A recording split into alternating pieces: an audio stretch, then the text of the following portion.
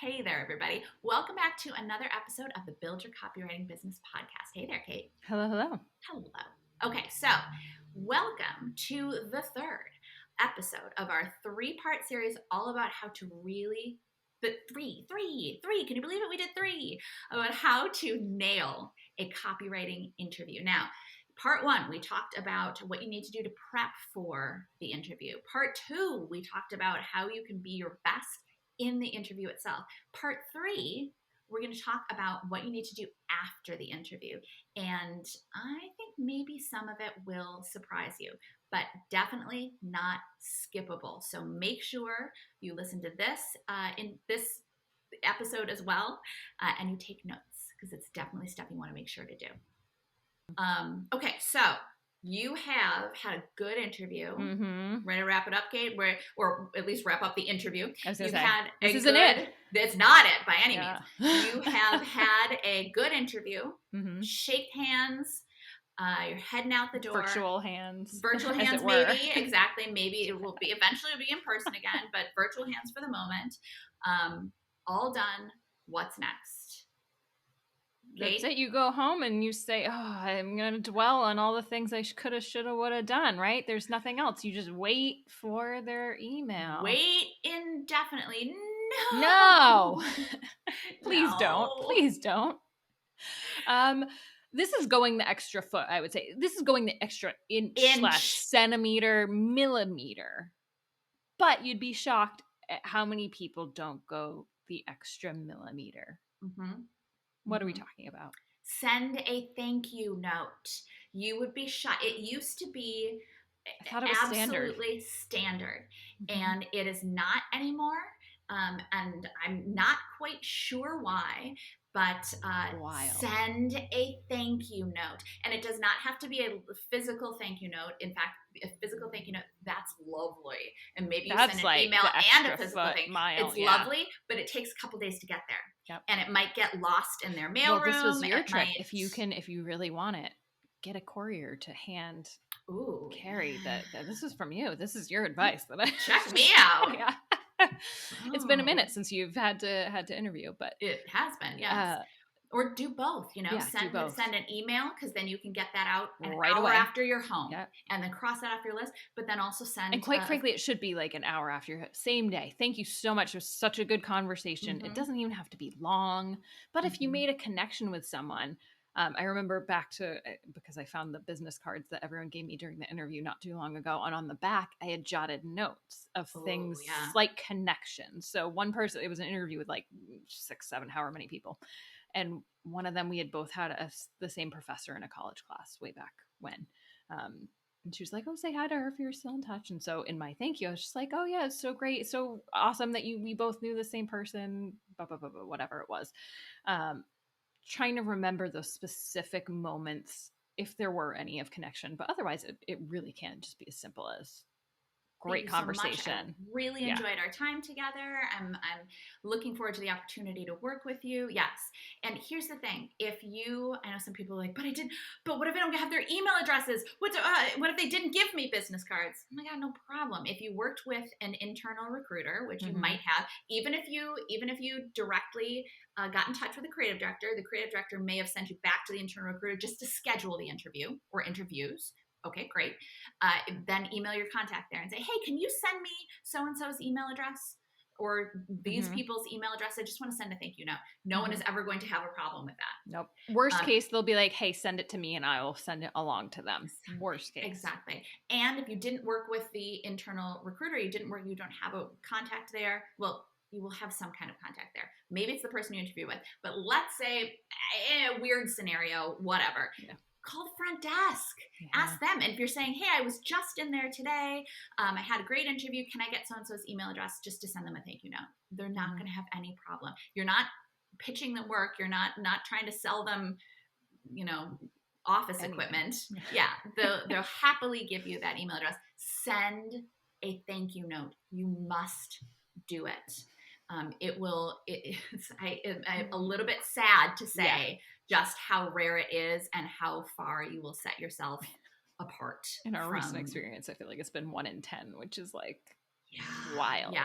The wild rates of people who actually take time and who demonstrate that they're interested in something. Like earlier, as we were like, clearly we're a little bit burned and a little bit bitter from the hiring process. A little bit sad. A little bit sad. It worked out. It all worked out. Yes, we have fantastic people on our team now. But yeah, following the instructions in the job description, maybe like 2 out of 100 friends. No joke. 100.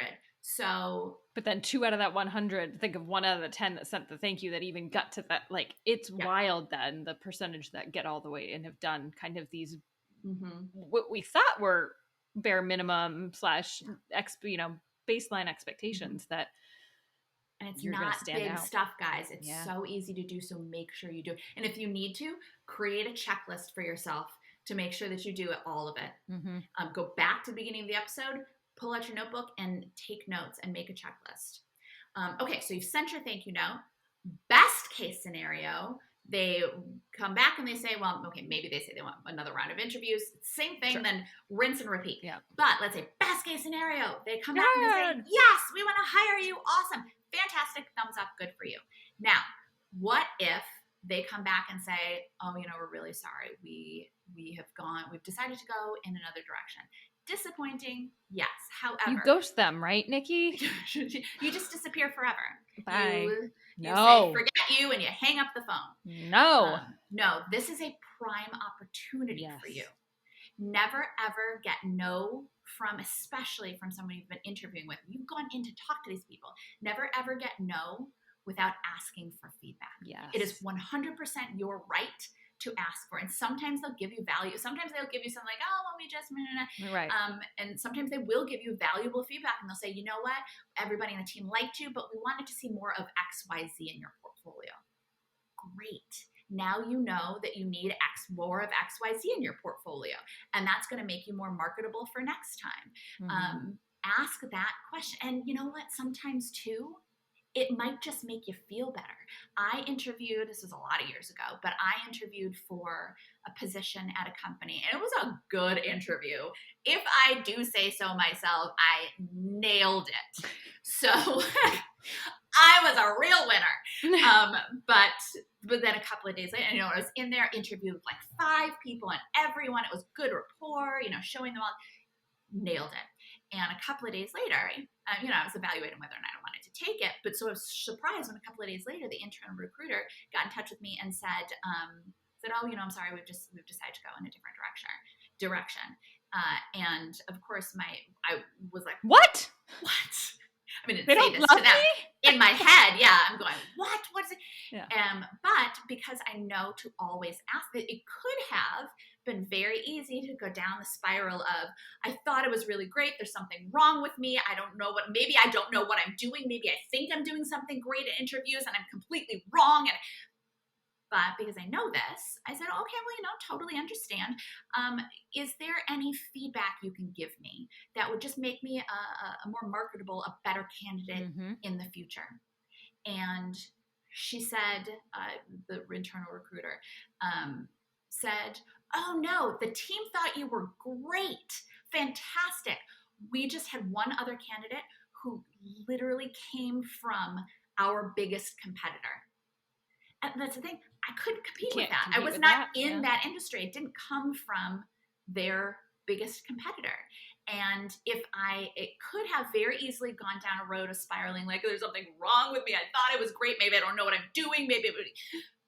But instead, the feedback, again, did it make me a more marketable candidate? No, I can't work for every company, but it made me feel better just to know that, no, there was no chance of me competing. I don't care how great I was.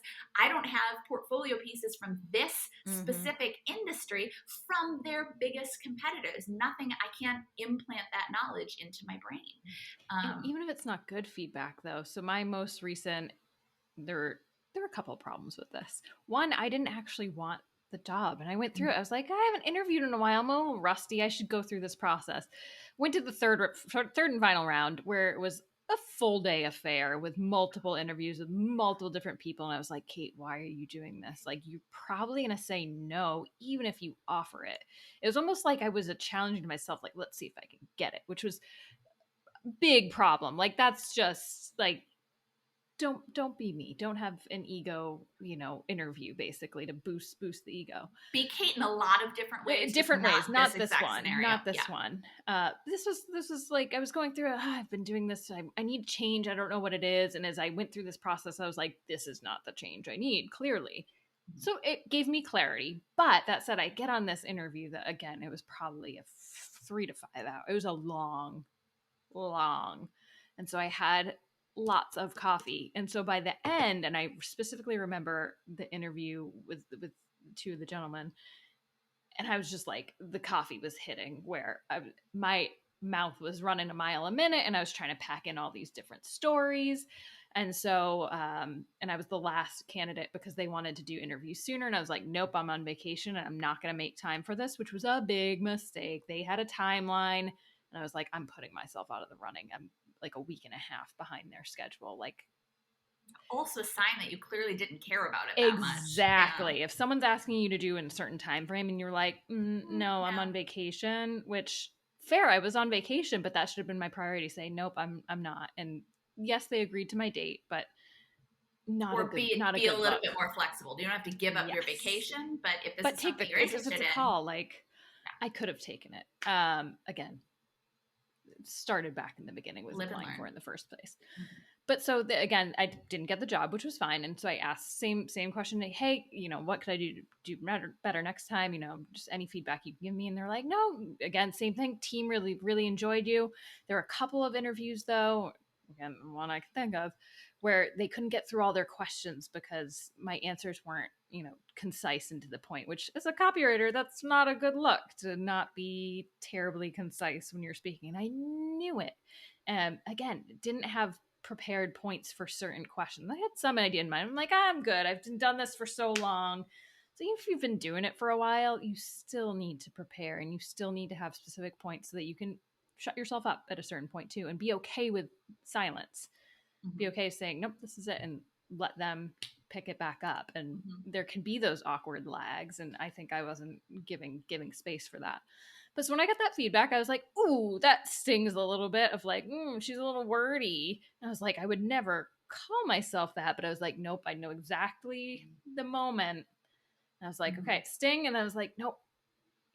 But that's good feedback. That's good feedback. I'm going to take that and I'm going to file that away. Yeah. And, it was a relief though. It's like, we like having you here. Yes. But yeah, so it's don't ever hesitate to ask for feedback. I know that sometimes people are like, well, I'm shy. They didn't give me the job. So what do I deserve? First of all, you went in there and you interviewed. You took your time and went in an interview. The least that they can give you is a little bit of feedback. Mm-hmm. But also know that most people will not offer feedback. Yes. You will have to ask for it. Don't expect that they're going to tell you why they didn't choose you. And you can, say you can be very diplomatic about it and say, I would love anything you have to tell me, don't worry, you're not going to hurt my feelings. Mm-hmm. And, if they tell you something that does hurt your feelings, then you nurse yourself later. But you want to know what it was that kept you from getting that job, so that if it is fixable or improvable, you can. And that feedback and that job that you didn't get, and that feedback might mean that you get the next one. And so you want that information. Mm-hmm. And there you have it. It's not a ton of work, but there are a couple of things that you definitely need to do after you wrap up the interview, no matter how the interview ended. Whether you got the job, whether you didn't get the job, and whether it was a great interview, whether it wasn't, definitely do these things. Be the person that does these just as a candidate, and it will benefit your career. Now, if you weren't aware, this was part of a 3-part series. So a couple episodes ago, we went through what you need to do before the interview. If you missed that, go back, listen to it. And then the previous episode was what to do in the interview. So same thing. If you missed that, definitely go back and check it out. Grab a notebook, pen, you're going to want to take notes. But with the 3 of them together, you are prepared to ace your interview. So good luck. Let us know how it goes, and we'll catch you next time. Bye, everybody. Thanks for watching. Make sure you don't miss any tips, tools, or tactics for copywriters by clicking subscribe right now. And of course, you can always find us over at filthyricwriter.com. We'll see you next time.